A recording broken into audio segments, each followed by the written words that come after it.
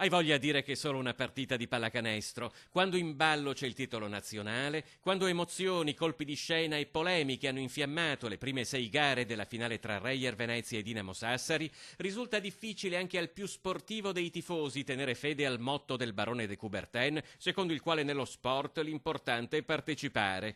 Dopo l'attacco del coach di Sassari sulle condizioni del Palasport Taliercio al termine di gara 5, il post partita di gara 6 non è stato da meno, tanto che per qualche ora si è addirittura sparsa la voce di un'inchiesta della Procura federale su strattonamenti, minacce e offese allo staff della Reyer, notizie smentite dalla federazione. Il Banco di Sardegna Sassari è stato comunque multato di 2.000 euro per offese del pubblico agli arbitri e ad alcuni tesserati di Venezia, nonché per comportamento minaccioso e intimidatorio verso gli addetti stampa Reyer. La tensione e l'attesa per la sfida decisiva sono al massimo, a Mestre tra tifosi ed esperti, ma anche tra i neofiti che si sono appassionati al basket.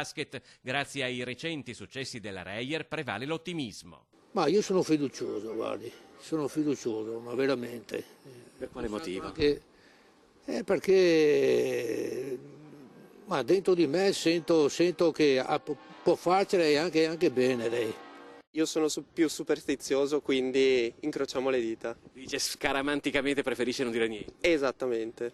Quest'anno abbiamo visto qualche partita, però devo dire la verità, non sono un super tifoso, però speriamo che la Reyer vinca.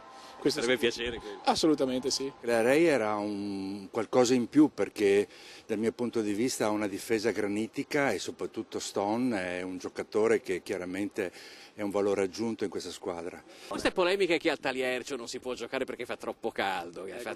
Non le ho sentite.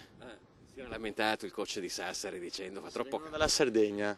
Avranno più caldo di noi, no? Ho giocato anche quando ero ragazzino per la Reyer e perciò faccio forza Reyer. Un vincitore, ci permettiamo di dirlo, probabilmente c'è già comunque vadano le cose ed è la pallacanestro italiana, capace di offrire una finale equilibrata e avvincente, a tratti spettacolare, e lo dimostrano la passione e l'interesse che ha contagiato non solo a Venezia, Mestre o Sassari gli spettatori di questa sfida.